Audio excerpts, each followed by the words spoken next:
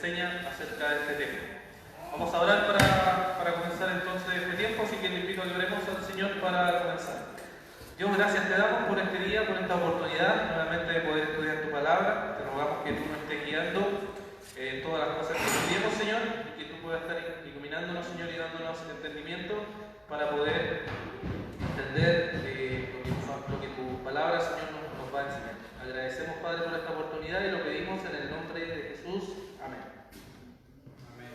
Bien, vimos la última vez unas definiciones de familia, no voy a leer nuevamente, pero que estaban basadas en los diccionarios, ¿cierto? Uno puede ir a estos diccionarios y ver la definición de familia, que es no la idea que nosotros tenemos generalmente en Occidente del siglo XXI, de familia, un hombre y una mujer, con algunos hijos.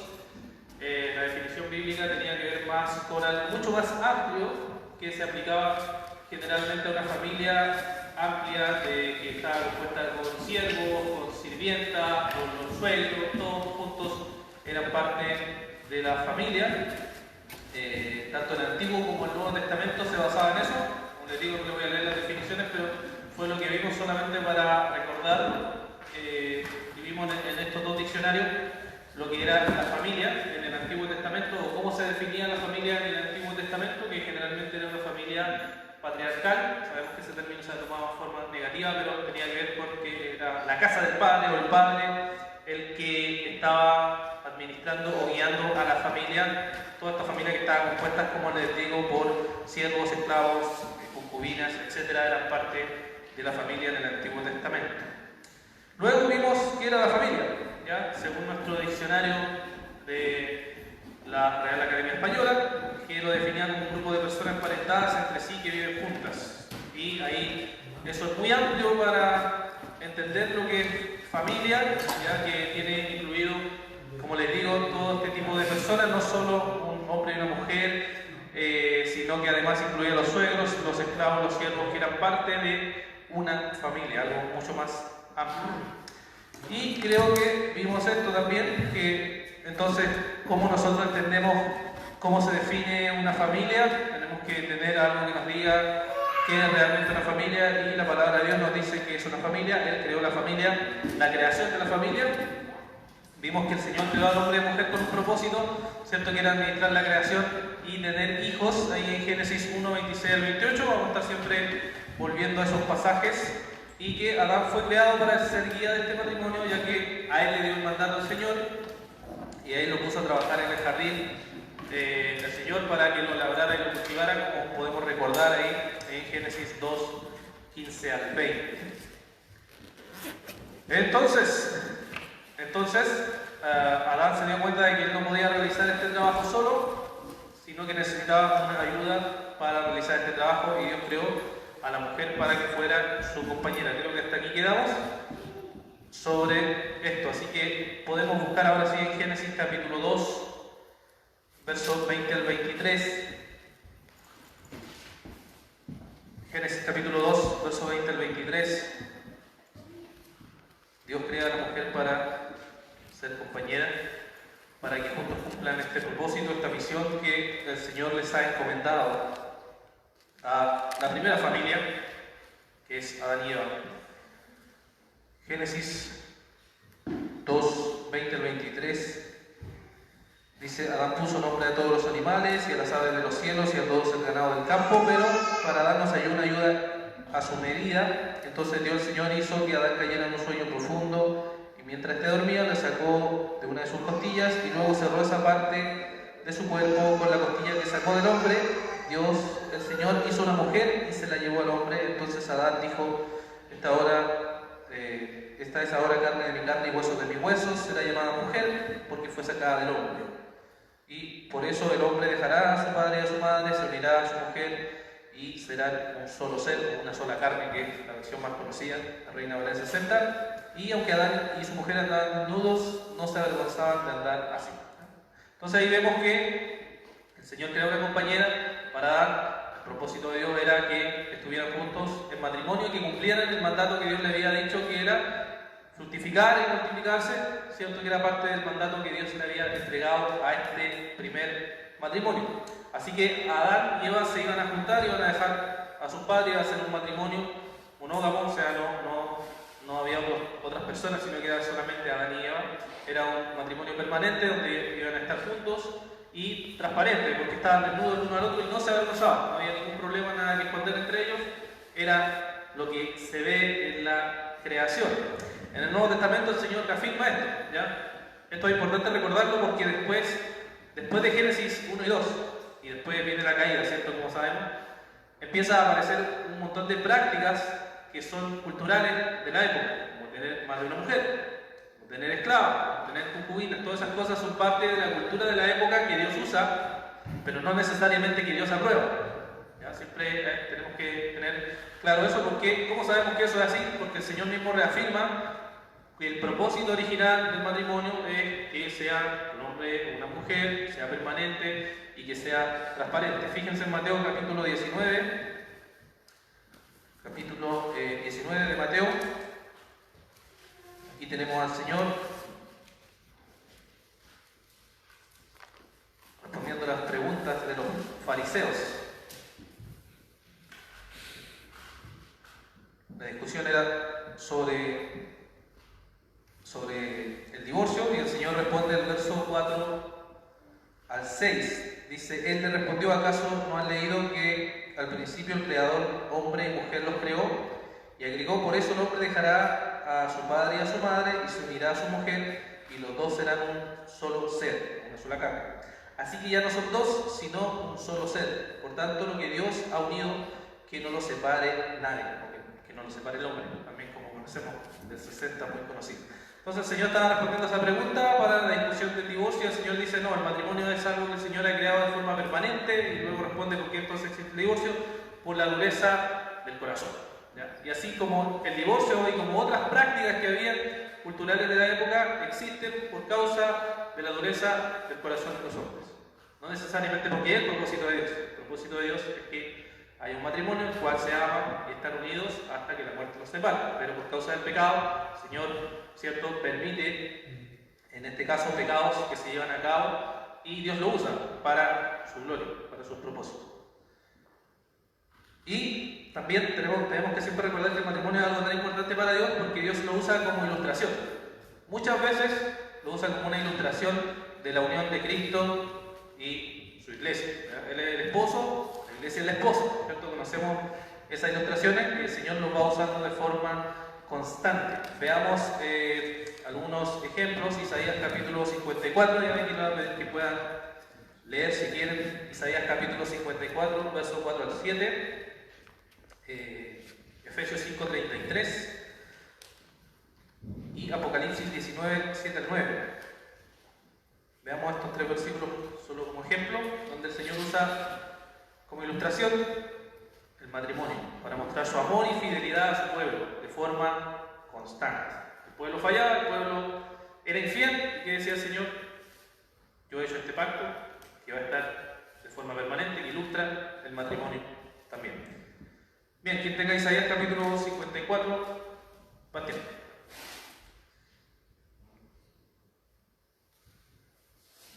No temas, pues no serás confundido, y no te avergüences, porque no serás afrentado, sino que te olvidarás de la vergüenza de tu juventud y de la afrenta de tu viudez. No tendrás más memoria.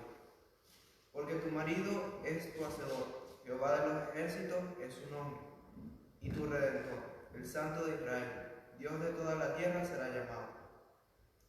Porque como mujer abandonada y triste de espíritu te llamó Jehová, y como a la esposa de la juventud que es repudiada, dijo el Dios tuyo. Por un breve momento te abandoné, pero te recogeré con grandes misericordias. Hasta ahí, sí, está cierto. Ahí tenemos, por ejemplo, diciendo que ¿quién es el marido del pueblo? El Creador. O sea, Dios es el marido del pueblo infiel. El pueblo era infiel y el Señor decía, te abandoné por un tiempo, pero mi misericordia se extiende. Y ahí usa la ilustración del matrimonio para manifestar que Él es el esposo de su pueblo. Y eso lo va a repetir de forma constante como ilustración para mostrar que el matrimonio es un reflejo de esa unión entre Cristo y la iglesia. Tenemos también en Efesios 5:33. Pablo ahí ha dado toda una exposición respecto al matrimonio, respecto al rol que tiene que cumplir hombre y mujer. mujer, y termina un poco aquí en Efesios 5:33 diciendo, ¿qué cosa? ¿Qué lo tiene? Efesios 5:33. Por lo demás, cada uno de vosotros ame también a su mujer como a sí mismo, y la mujer respete a su marido. Creo que un poco antes, ¿no? 33, 5:33. Sí, sí, no, pero el ejemplo creo que lo cité mal ahí. Déjame ver, 5. Así bien. El 32, y grande es este misterio, pero yo digo respecto de Cristo y de la iglesia. Solo quería enfatizar eso. Por supuesto está dentro del contexto donde el Señor está mandando estos llamados, estos roles que tiene, por ejemplo, el hombre amar a su mujer, la mujer respetar y someterse a su marido. Pero dice, yo digo esto respecto al misterio entre Cristo y la iglesia, que ha tomado la ilustración del matrimonio, que lo va usando de forma constante para mostrar que el matrimonio es un reflejo de ello. ¿Ya? El matrimonio es un reflejo de ello. Por eso el matrimonio es tan importante para nosotros como cristianos, porque tiene un símbolo mucho más allá de lo que podemos ver, sino que es algo que refleja algo espiritual, también entre Cristo y su iglesia. Y solo para finalizar ahí, Apocalipsis 19, versos 7 al 9, quien lo tenga también puede leer un poco sobre este texto. Apocalipsis 19, 7 al 9. ¿Quién lo tiene? Puede leer. Dice, regocijémonos y alegrémonos y démosle a él la gloria, porque las bodas del Cordero han llegado y su esposa se ha preparado. Y a ella le fue concedido vestirse de lino fino, resplandeciente y limpio, porque las acciones justas de los santos son el lino fino. Hasta el 9. Y el ángel me dijo, escribe, bienaventurados los que están invitados a la cena de las bodas del Cordero, y me dijo, estas son palabras verdaderas de Dios. Bien, aquí tenemos, ¿cierto?, las bodas del Cordero, ¿ya? Y su esposa está vestida, ataviada, vestida bien para presentarse a este Cordero Santo que es Jesucristo. Entonces está tomando nuevamente la ilustración del matrimonio para mostrarnos y reflejarnos la importancia que tiene el matrimonio y cómo se refleja. Entonces el matrimonio tiene ese sentido, desde Génesis hasta Apocalipsis tiene esa intención de mostrarnos cómo refleja la gloria de Dios entre Cristo y su iglesia. Bueno, hay un libro muy interesante, seguramente algún día van a tener la esperanza de tenerlo aquí. Algunos ya tienen la fortuna de que se ríen por ahí.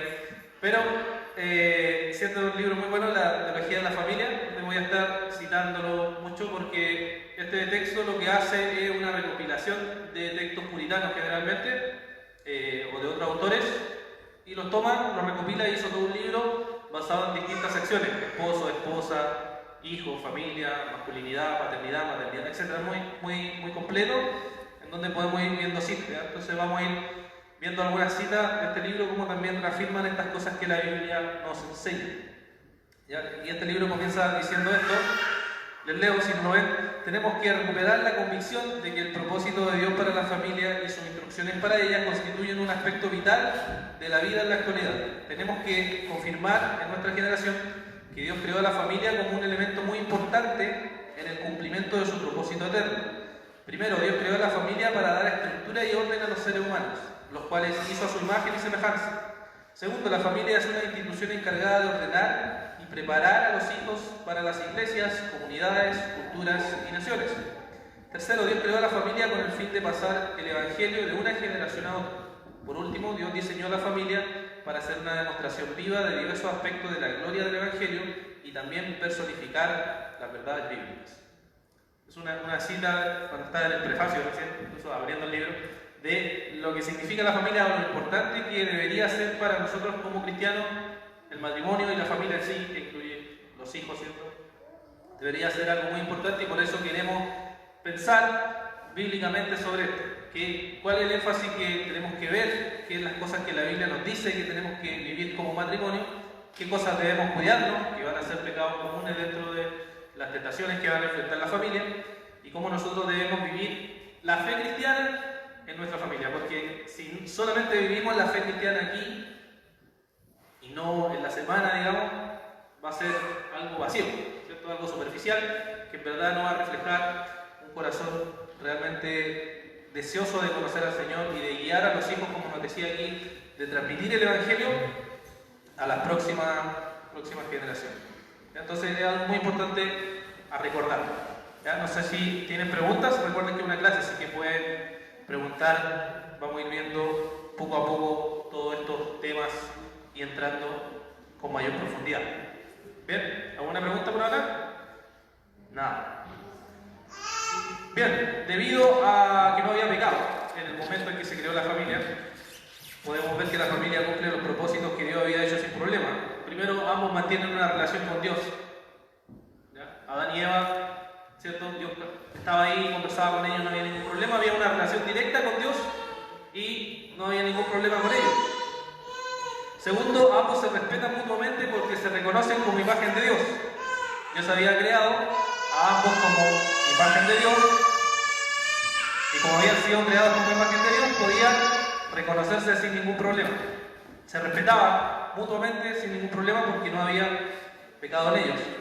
Tercero, ambos comprenden cuál es la misión que Dios le ha dado en el mundo y que es el deber de administrar la creación y fructificarse para la gloria de Dios. Ese era el propósito que Dios le había dado, ¿se recuerdan? Génesis 1, 26 al 28, y ellos lo comprendían y no tenían problema con eso. Y ambos mantienen una relación estable, permanente y sincera, sin tener conflictos con otras relaciones. Aquí me refiero al conflicto que podría haber con los padres. Ellos podían estar ahí sin ningún problema. ¿Por qué? Porque no había pecado. ¿Ya? Todo esto se cumplía en la creación porque no había pecado. Pero después esto se va a complicar, por supuesto, debido al pecado. ¿Ya? Entonces tenemos la creación de la familia, siguiendo, ¿se acuerdan? Lo que vimos al principio en la introducción: creación, caída, redención, consumación. Vamos a ir viendo la familia a partir también de esa etapa. Entonces, todo iba bien, hasta que pasó Génesis capítulo 3, la caída. ¿Ya? O sea, entró el pecado a este mundo. Y esto lo sabemos, pero igual lo recordamos, ¿cierto? Satanás lleva a cabo su ataque cuando el hombre está ausente y la mujer es protagonista. Y en Génesis capítulo 3, del verso 1 al verso 6, ¿qué sucede cuando llega el pecado? Cuando el pecado aparece la vergüenza, ¿cierto? No confiesan y se esconden. Lo podemos recordar en Génesis 3, del 7 a 10. Después, ¿qué pasa? Se culpan el uno al otro. El no confesar el pecado ante Dios y el empezar a excusarse el uno al otro. Y Dios les dice cuáles son las consecuencias del pecado, que iba a enfrentar el hombre, ¿cierto? Ahora con el sudor de tu frente, ahora el trabajo que Dios había hecho en la creación para el hombre se vuelve un trabajo difícil, pesado, donde no siempre va a salir lo que uno espera. Para la mujer el tener hijos va a ser difícil, va a doler, y son las consecuencias de lo que el pecado acarrea. Y finalmente recordarán que ellos intentaron taparse, pero el Señor finalmente con un animal los cubre y los expulsa del jardín del Edén al mundo caído en el cual van a tener que vivir su vida. ¿Ya? Entonces la familia cae, cuando cae Adán y Eva, con ellos caen todas las familias, porque tenemos el pecado original heredado de ahí, desde la caída que ellos enfrentaron. Bien, aquí que tenemos una frasecita nuevamente de la teología de la familia. Dice: en el jardín del Edén comenzaron los primeros ataques del diablo contra la palabra de Dios, que afectaron directamente a la institución del matrimonio y el fruto del matrimonio creado por Dios, a saber, la familia. La serpiente convenció a una esposa de que Dios no era bueno y menoscabó la palabra. El marido no protegió a su esposa, que era vulnerable, y el veneno mortal del pecado entró al mundo. Su fruto amargo apareció en la primera generación de los hijos. El primer hijo mayor en la historia asesinó al primer hermano menor, y el diablo sigue hasta hoy librando una guerra sin tregua contra la familia. O sea, si no cuidamos nuestra familia, si no vivimos nuestra vida cristiana en nuestra familia y no nos cuidamos de las tentaciones de nuestro corazón pecaminoso o de los ataques de Satanás, nuestra familia va a ser destruida. Cuando nuestra familia es destruida, el Evangelio se ve afectado, obviamente. Eso es lo que busca Satanás, destruir la familia, atentar contra ella. Y claro, nos alarmamos en esta época cómo está siendo atacada, pero en verdad a través de todos los siglos la familia ha sido atacada, porque es algo que Satanás no quiere que sea una familia fuerte, donde se transmita el Evangelio a sus hijos, donde ambos vivan los llamados que Dios les ha dado. ¿Ya? Entonces, algo que tenemos que siempre recordar, que la familia estará siempre bajo ataque, porque la familia fue diseñada por Dios para llevar a cabo este propósito. ¿Alguna pregunta, hermanos? Recuerden que es una clase nuevamente y pueden preguntar si tienen dudas al respecto. Estamos viendo cosmovisión y la familia o de la familia. Sí, Esther, díganos. Por ejemplo, se da por causa del pecado que se conformen familias que no se conforman como a lo que Dios quiere. ¿Sí? ¿Cómo uno puede mirar y llevar el Evangelio a ese tipo de familias sin caer en el error de esto de la familia inclusiva, donde se justifica que sean papás, mamás? Porque son familias distintas, pero son familias que están hablando del pecado, pero no así, por ejemplo, cuando hay un papá o una sola mamá que tuvo al hijo soltero y que de alguna manera se arrepintió y ahora quiere estar como en Cristo una nueva familia. ¿Cómo se puede llegar a esas familias que se conformaron así, pero que ahora quieren un nuevo comienzo de Cristo? Sin caer en el error, por ejemplo, de hablar las otras, estas como familias inclusivas. Bueno, primero es que en la Biblia, una de las cosas que yo veo, por lo menos por la tendencia del mundo evangélico del que pertenecemos, es pensar que las familias que existen hoy, que tienen problemas, como si nunca hubieran existido, y en la Biblia tenemos muchos ejemplos de familias que cayeron en pecado y que se vieron enfrentadas a eso. Entonces, que haya familias disfuncionales, que como le llaman el nombre, ha existido siempre en la historia, desde que existe el hombre debido al pecado. Entonces, ¿cómo hay que afrontarla? Yo pienso que uno tiene que afrontarla con el Evangelio, en el sentido de que tiene que acercarse a Dios con misericordia, tiene que ver que el Señor puede restaurar y puede ayudarle a comenzar nuevamente la relación, a ir formando una relación conforme a lo que la Biblia dice. Y generalmente las familias que vienen, por ejemplo en mi caso, que yo vengo de familia no cristiana, es difícil, por supuesto, al principio, pero después el Señor, con la gracia de Dios, va transformando poco a poco las relaciones y va redimiendo las cosas que uno no puede ser cambiado, no puede uno cambiarlo, sino que el Señor, con su Evangelio, es quien lo va a ir formando. Entonces, yo respondería a eso como que con misericordia, con paciencia, con sabiduría, uno puede ir guiando a la persona más y más al Evangelio para ir viviendo el llamado que Dios le dio a las personas en su familia. Por ejemplo, quedarse como en ese tipo de familia que tienen, o siempre como apelar al modelo bíblico. No siempre apelar al modelo bíblico. Porque, o sea, eso se traduciría, por ejemplo, en que si una persona está soltera y tiene un hijo, es como buscar. ¿que se case? ¿Sí? Sí. O no necesariamente. O sea, si la persona tiene un hijo y no se casó, yo creo que esa persona no está llamada a quedarse sola, entonces sí le llamaría a que se case. Le guiaría a que se case, porque es lo que veo que es parte de lo que Pablo, por ejemplo, dice en 1 Corintios 7, si no tiene don de continencia, mejor que se case. Entonces lo guiaría así al modelo bíblico en ese aspecto. Pero ahí nuevamente con paciencia, con misericordia, tienes que acompañarlo a que vaya a eso. ¿Alguna otra pregunta, hermanos? Estamos viendo movilización bíblica y familia. ¿Ya? Vemos entonces qué pasa en la caída. Vemos aquí la familia en la caída da luz a un montón de distorsiones. ¿Ya? Distorsiones respecto que hasta el día de hoy tenemos, pero desde el Antiguo Testamento ya veíamos. ¿Ya? Bueno, conflicto entre hermanos. Tenemos ahí en Génesis capítulo 4, 1 al 8, sabemos que Caín mata a Abel, ¿cierto? Hay un conflicto ahí.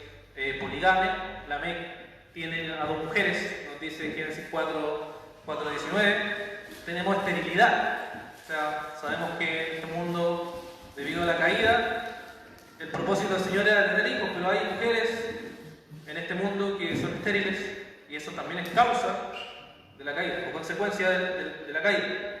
¿Ya? Tenemos violaciones en este mundo, tenemos concubinas. Y Génesis 16:1, bueno, ahí están todos los versículos. Tenemos mujeres que son pasadas mucho más en el mundo antiguo, pero aún sigue pasando en menor medida, que muertes al parir o al tener tener hijos, ¿cierto? Morían las mujeres y es también causa o consecuencia de la caída. Tenemos fornicación, que eso es casi aceptado en nuestra cultura, no se casan ni tienen relaciones sexuales fuera del matrimonio. Tenemos sacrificio de niños, que sería el aborto en el mundo antiguo, ¿ya? Sacrificar los hijos a Moloch, que era un dios que sacrificaba. Tenemos homosexualidad, que está mucho más aceptada en nuestra cultura. Tenemos práctica de tener relaciones sexuales con animales y divorcio. Todas esas prácticas, todas esas cosas que se pueden ver en la Biblia, son cosas que existen por causa de la caída y son distorsiones del propósito de Dios, porque son distorsión de la sexualidad con que Dios nos creó y lleva a la persona a distorsionar el propósito con el cual Dios lo había creado. ¿Ya? Son distorsiones de la familia. O sea, cuando la familia no está constituida conforme a la palabra de Dios, estas cosas se pueden ver. Uno las puede ver.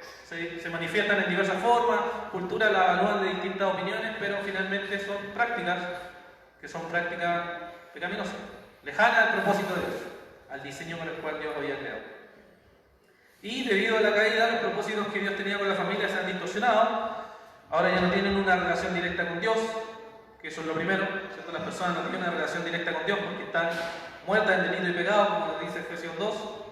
Tampoco se respetan uno al otro. Tenemos violencia intrafamiliar, maltrato, qué sé yo, se dañan, no se respetan. Todo eso es causa del pecado en la familia. Ya no administran la creación para la gloria de Dios, solo piensan en sí mismos. Ya no se fructifican, los hijos ya no son vistos como una bendición, sino como una carga dentro de nuestra cultura. El matrimonio ya no es una relación estable o permanente, hay divorcio ni sincera, hay doble vidas, muchas veces gente que engaña por detrás a la otra persona, y hay un conflicto con suegros también, que muchas veces se tiran como chistes en nuestra cultura, pero son parte también de la caída. Cuando hay cosas tensas, parte del conflicto que puede haber por causa del pecado. Todas esas cosas, hermano, que en alguna medida nosotros hemos experimentado, son por causa de que el mundo está caído. Como el mundo está en pecado, todas estas cosas existen. Pero no significa que estén bien, no significa que tenemos que aceptarlas, sino significa que la caída nos refleja eso. El sufrimiento de las personas refleja eso. Reflejan que hay un mundo caído, que hay un mundo pecado. ¿Ya? Pero si quedara todo ahí, obviamente sería bastante triste. Pero en verdad sigue la redención. ¿Cierto? Dios creó la familia cayó en pecado, pero el Señor redime, rescata o compra a la familia. Y todo empieza cuando un matrimonio o una persona del matrimonio conoce al Señor, ¿cierto? Y tenemos 2 Corintios 5:17. ¿Qué dice? ¿Saben, no? ¿Conocido? Nueva criatura es, cosas viejas pasaron. Y aquí todas las cosas son hechas nuevas, felicitando Reina Valera 60. ¿Ya? Que es el famoso versículo que nos dice que cuando uno conoce al Señor, todas las cosas comienzan de nuevo. Dios nos salva. Eso no significa que si yo pequé antes de ser cristiano, no voy a enfrentar las consecuencias. ¿Ya? Si yo tuve relaciones sexuales fuera del matrimonio y tuve un hijo y pequé, van a quedar. Si yo le golpeé a una mujer antes de ser cristiano y me fui preso, va a quedar. Tengo que ir a pagar en la cárcel, etc. Si yo me divorcié y pequé ante el Señor, pequé. Pero eso, cuando conocemos al Señor, puede ser restaurado, puede ser transformado, puede ser limpiado, porque eso es el Evangelio, ¿cierto? Es comprender que Cristo murió en nuestro lugar, siendo nosotros pecadores, y ponemos nuestra confianza en Él, y entonces Dios transforma todo, y ahora empezamos a vivir una vida, bueno, una vida para el servicio del Señor. Bueno, también tenemos el caso, Pablo nos responde en ese caso, ¿qué pasa en el caso de que haya una persona que en un matrimonio se hace creyente y la otra no es creyente? ¿Qué debería ser? La tentación común es decir, ok, yo soy creyente, no es creyente, así que ahora me voy, no, adiós. porque yo soy creyente y él no es creyente. Bueno, Pablo ahí nos dice, podemos leerlo en 1 Corintios 7, verso 12 al 17, si alguien puede leerlo, que no es así, ¿ya? ¿Qué les dice el apóstol? Dice, pero a los demás digo yo, no el Señor, que si un hermano tiene una mujer que no es creyente y ella consiente en vivir con él, no la abandone. Y la mujer cuyo marido no es creyente y él consiente en vivir con ella, no abandone a su marido. Porque el marido que no es creyente es santificado por medio de su mujer, y la mujer que no es creyente es santificada por medio de su marido creyente. De otra manera, vuestros hijos serían inmundos, mas ahora son santos. Sin embargo, si el que no es creyente se separa, que se separe. En tales casos, el hermano o la hermana no están obligados, sino que Dios nos ha llamado para vivir en paz. Pues, ¿cómo sabes tú, mujer, si salvarás a tu marido? ¿O cómo sabes tú, marido, si salvarás a tu mujer? Fuera de esto, según el Señor ha asignado a cada uno, según Dios llamó a cada cual. Así ande, y esto ordenó en todas las iglesias.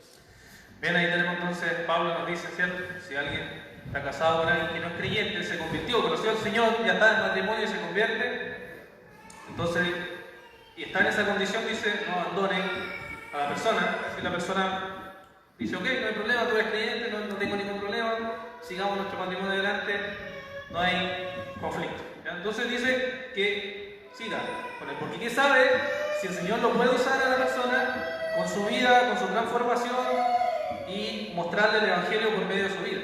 O hablarle del Evangelio y la persona puede ser transformada por el Señor. No sabemos, ¿cierto? Eso es soberanía de Dios.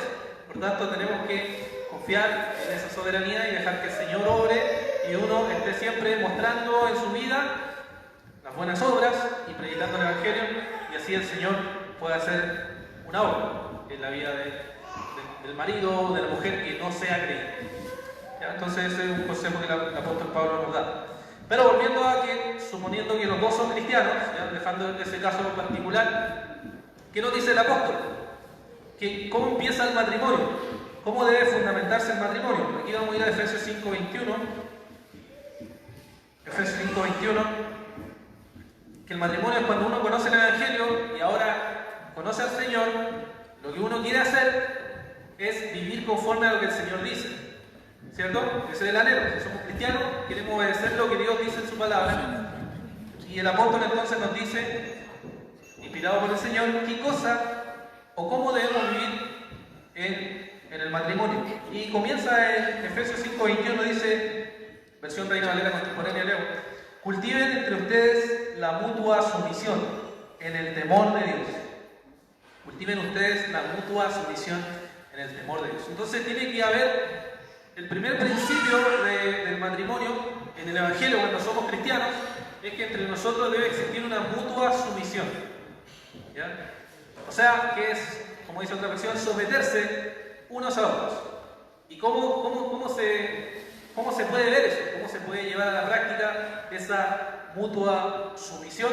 Bueno, aquí tenemos un autor del libro Teología de la Familia, que él escribió un tratado que se llama Los deberes mutuos de esposo y esposa.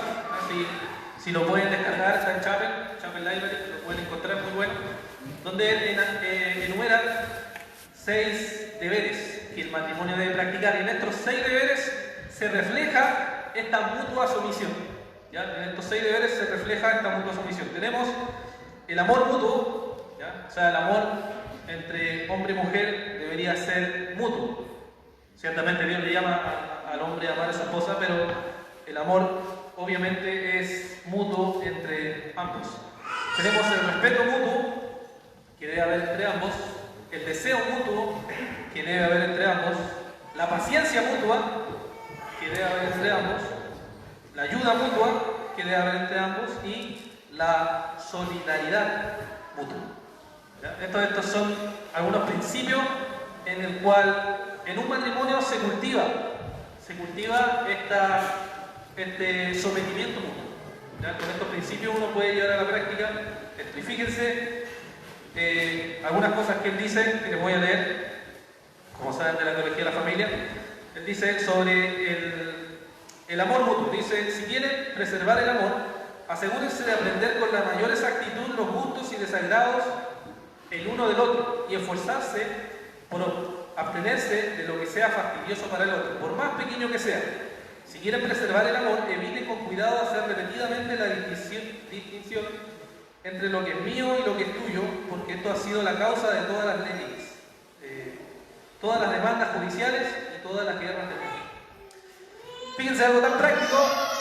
Dice, bueno, si tú quieres realmente manifestar el amor, tienes que conocer a tu esposa o a tu esposo, saber cuáles son sus gustos y qué cosas le desagradan y no hacerlo. O sea, hacer lo que le gusta y no hacer lo que no le gusta. Yo una vez, bueno, en varias ocasiones he conocido gente que dice, no, yo hago lo que quiero. Está casado y dice, no, yo hago lo que quiero. No me importa si enoja eso a mi esposa, yo lo hago. Y yo les pregunto, ¿y el amor? ¿Dónde está el amor? Porque si realmente yo amo a mi esposa, voy a hacer lo que a ella le agrada. Eso hace uno cuando está de novio, para los que han sido novios. Hace y busca la forma de cómo agradarle, de cómo conquistarla, etc. Pero después se casa y pareciera que eso desaparece. Pero tiene que ser igual, tiene que hacerse de la misma manera. Porque eso es realmente manifestar el amor de forma práctica. ¿Cierto? Entonces, nosotros como cristianos no podemos simplemente pensar en nosotros, sino que tenemos que manifestar el amor cristiano en esas cosas tan prácticas que tenemos que llevar a cabo. Sí, Esther. En ese sentido, por ejemplo, ¿hasta qué punto uno debe conceder lo que lee o lo que hacen? Porque, por ejemplo, se puede dar que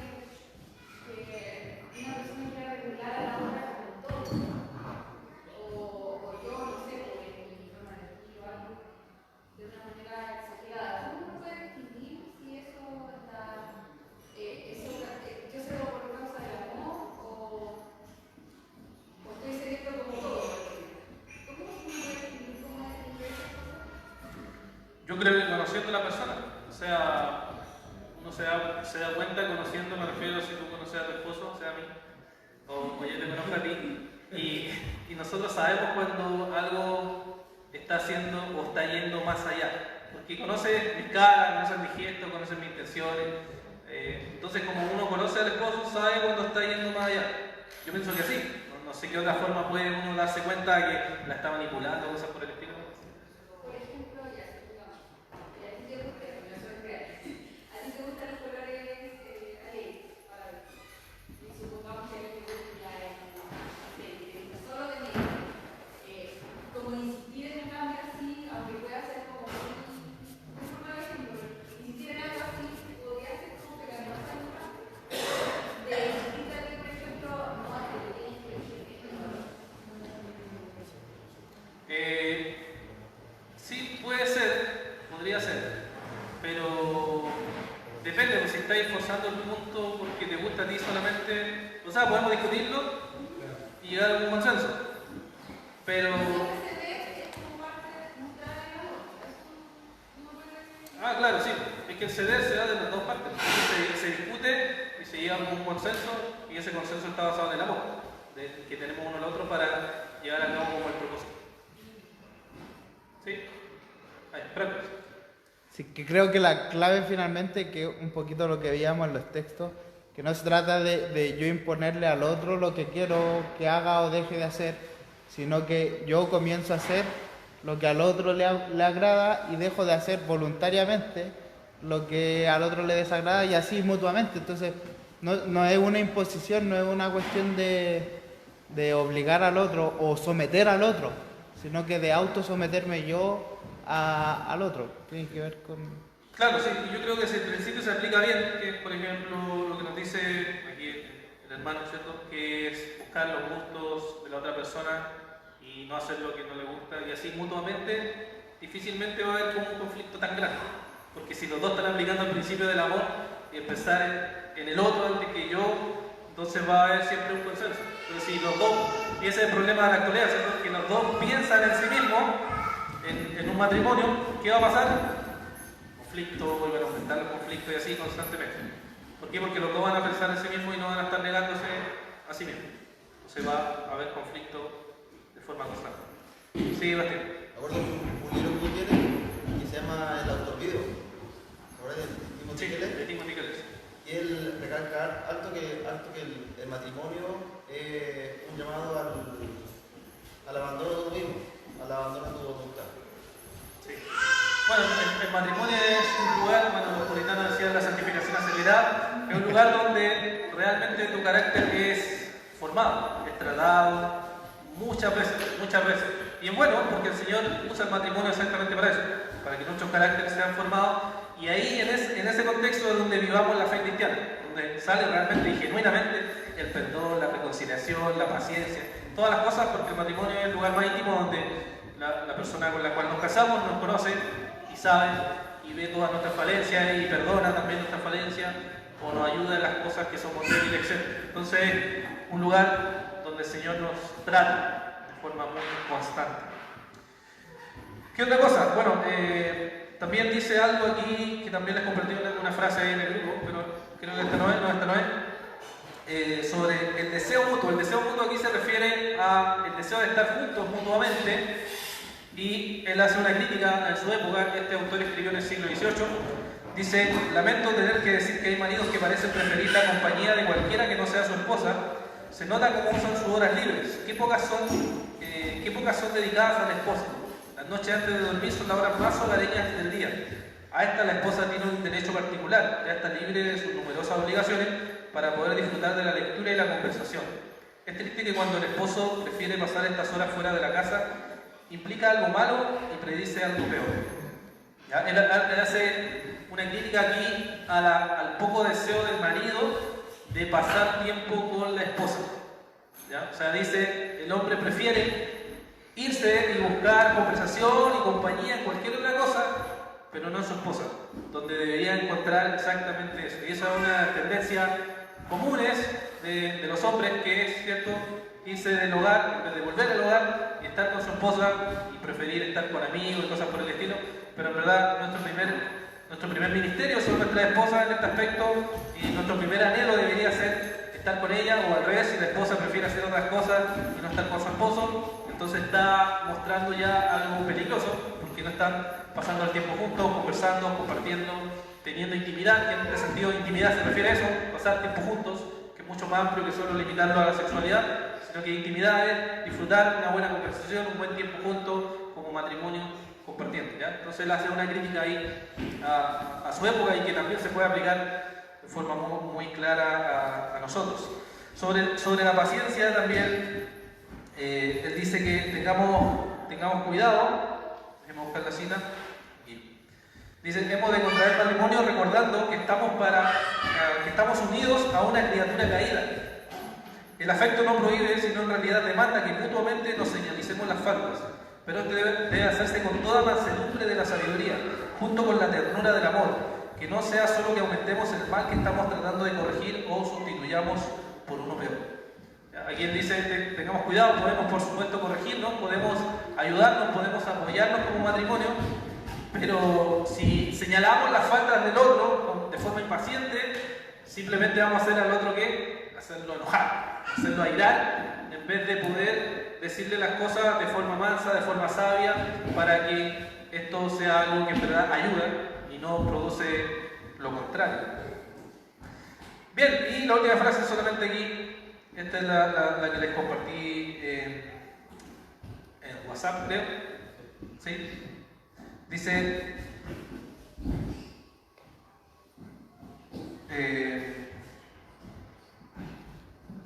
tampoco es esta solidaridad un deber exclusivo de la esposa, estoy leyendo así que para que no sigan tanto ahí, sino que es de igual grado al esposo, ¿ya? O sea, ser solidario el uno al otro. Es cierto que uno puede brindarle, es cierto que este no puede brindarle a ella las mismas ayudas que ella a él, pero puede hacer mucho, y lo que puede hacer, debe hacer. Marido, les insto a que el uso de toda la habilidad y ternura del amor para bien de sus esposas, si se encuentran débiles o enfermas, estén juntos a su lecho, hablen con ellas, oren con ellas, esperen con ellas en todas sus aflicciones, súfranlas ustedes también. ¿Ya? Y hace un llamado a ser solidarios unos a otros, a estar siempre en compañía mutua como matrimonio, que si la esposa está enferma puede parecer algo obvio, ¿cierto? Pero debería uno estar acompañándola constantemente. Y la frase que te cité la tenía aquí cuando habla de la ayuda mutua, que es otro punto de la sumisión mutua, que dice: me ha dolido ver la esclavitud de algunas esposas devotas, trabajadoras y maltratadas.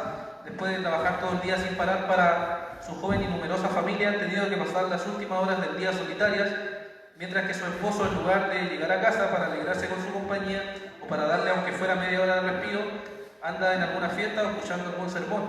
Y después estas desafortunadas mujeres han tenido que despertar y quedarse en vela toda la noche para cuidar a su hijo que está enfermo o inquieto, mientras el hombre, al que aceptaron como compañero de las buenas y de las malas, duerme al lado, negándose a sacrificar aunque sea una hora de descanso para darle un poco de reposo a sus esposas agotadas.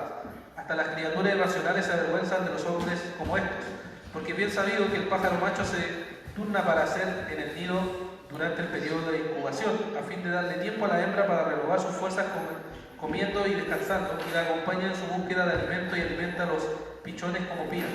Ningún hombre debería pensar en casarse si no está preparado para compartir hasta donde pueda la carga de las tareas domésticas de su esposa. Bueno, aquí hay un estereotipo, podríamos decir, muy común en nuestra cultura, que, bueno, para mí no fue mucho, pero un poco lo vi cuando fui a ciertas partes de Chile, donde era esperable que, y no sé si ustedes lo vivieron, pero era esperable que el hombre llegara, se sentara a la mesa y la mujer viniera corriendo y le sirviera. Eso es muy común. Yo lo vi en varias partes de Chile que he podido estar. Y para mí era raro, porque yo crecí en un lugar donde mi mamá era soltera, nosotros somos 6 hermanos, entonces todos hacían todo.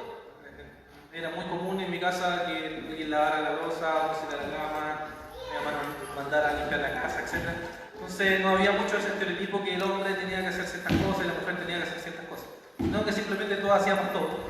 Pero al parecer dentro del cristianismo ha habido un poco esa marca. Por supuesto eso no niega los roles que Dios estableció. Dios estableció ciertos roles para hombres y para mujeres, pero hay ciertas prácticas o estereotipos que es como que un hombre no podría cambiar un pañal, por ejemplo. ¿Quién dice eso? Por ejemplo. O un hombre no podía vestir a su hijo, o un hombre no podía cocinar, o no podía lavar la loza. Entonces son prácticas culturales que nosotros parecemos pensar que son bíblicas, y no son necesariamente así. ¿Ya? O conocí, no sé, familias que esposos que le decían a su esposa cómo hacer todas las cosas. O sea, le dallaban toda una lista y así tiene que hacerse, y eso es todo, no se puede romper. ¿Ya? Entonces era como, ¿por qué? Entonces hay prácticas a veces culturales que aceptamos, pero que no son necesariamente así. Ya en el siglo XVIII, que como les digo, este autor ya decía que, fíjense en la última frase, ningún hombre debería pensar en casarse si no está preparado para compartir hasta donde pueda la carga de las tareas domésticas de su esposa. O sea, deberíamos estar dispuestos, si queremos manifestar el amor, mostrar el amor como cristianos, deberíamos estar dispuestos a llevar también esa carga, hasta donde se pueda, por supuesto, pero tenemos que estar dispuestos a eso. ¿Ya? Entonces, una crítica también a la visión que puede haber a veces, que las personas pueden creer que es así, pero no necesariamente es así. ¿Bien, alguna pregunta, hermanos, sobre esto? Estamos viendo como visión de la familia. Sí, Esther.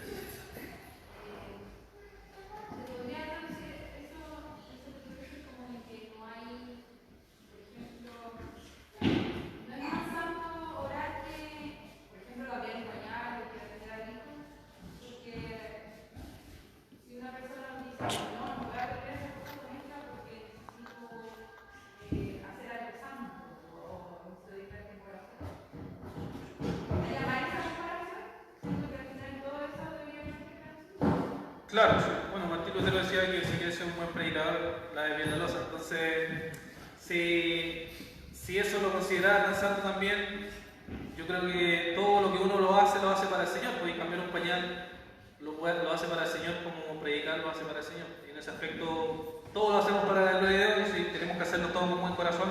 En ese aspecto hacemos todo para Cristo. O sea, no hay en ese aspecto nivel de desafío. Por supuesto tenemos que orar, porque la Biblia es parte de nuestro llamado a hacerlo, pero todas las otras cosas que tenemos que hacer también son parte de nuestro llamado. Amar a nuestra esposa cuidar a nuestros hijos. Entonces, en ese aspecto sería correcto. Sí, Paulo. Bueno, de hecho es una pregunta, pero también quizás es un pequeño diálogo en base a la experiencia que he vivido. Tú mencionabas que acá en Chile hay visto eso. De hecho creo que en Latinoamérica es así. He podido, bueno, en Perú. Bueno, aquí puedo preguntar, yo conozco Chile, ¿no? Claro, les comento un poco de hecho de una u otra manera, creo que esto nos puede servir a nosotros como iglesia para poder nutrirnos de esa experiencia y de lo que nosotros debemos hacer como realmente hijos de Dios. Al final todo nos lleva al centro, y quién es el centro de Cristo. Porque también he escuchado de cristianos que tienen buena fe, que hablan que el amor se acaba. Pero el amor no se debería acabar, porque el amor es el reflejo de Cristo en tu vida. Y ese amor no se acaba. Ese amor se mantiene constante. El amor no son palomitas, ni son maripositas, ni nada. El amor es una decisión que involucra un servicio a lo que tú llegas, no solamente al matrimonio, porque se supone que deberías llegar al matrimonio cuando tú lo pasaste por el WhatsApp. Pero sin embargo, cuando llegan al matrimonio se da que a veces he escuchado conversaciones de hermanas que se andan comparando con otras relaciones. Y creo que al final tiene que ver con la relación que tienen con Cristo, que no es una relación real. Si tuvieran una intimidad real con Cristo, tuvieran una intimidad real en su matrimonio con su esposo. Y muchas veces no lo tienen, porque a veces caen en cosas que el mundo es el que se mete de una manera muy sutil. El tema de lo que acaba de mencionar, yo creo que lavar un plato o barrer involucra ese misterio que Dios te da como responsabilidad, porque es lo que tú como líder puedes pregonar para con tus hijos, porque al final el hombre va a ver eso de su papá y la mujer lo va a ver de su mamá, donde está esa sinergia perfecta que Dios tiene. Entonces creo que es importante no solamente quedarnos en reuniones, a ver, Andrea, que se depende un poco, pero no solamente quedarnos en una reunión de varones o una reunión de mujeres o de matrimonios, sino que lo llevemos a la práctica de nuestro día a día como iglesia y lo que podamos reflejar. Creo que es importante. Así es, claro. Por eso es importante comprender que antes de ver los roles que vamos a ver, por supuesto, hay un rol que la mujer tiene que cumplir, hay un rol que el hombre tiene que cumplir, que Dios estableció en la palabra, pero primeramente hay una sumisión mutua al Señor, que ambos hacen, y en esa sumisión mutua ambos practican las cosas que la Escritura nos dice que son frutos, ¿cierto? Amor, humildad, servicio, y eso donde más se puede practicar más claramente si no en la misma familia. En nuestra propia familia es donde vamos a ver reflejado esa práctica. Entonces, después de eso, por supuesto, entender eso, entonces entendemos que los roles que Dios estableció se dan naturales. Pero ciertamente vamos a resistir porque somos pecadores, pero debieran darse de forma natural. Bien, vamos a dejar estos roles para la próxima semana. ¿Ya? Hasta ahora vamos avanzando poco a poco. Vimos entonces que la familia fue creada por Dios, vimos que la familia cayó en pecado y estamos viendo que la familia es redimida por el Señor. Y que sea redimida significa que el Señor la ha limpiado, la ha transformado, y esta transformación incluye vivir entonces como Dios ha llamado a que vivamos ambos, hombre y mujer, y sus hijos también, que viven también o deben vivir para la gloria de Dios. Bien, vamos a orar para terminar y luego tenemos un tiempo para saludarnos como siempre y después el culto. Oremos al Señor.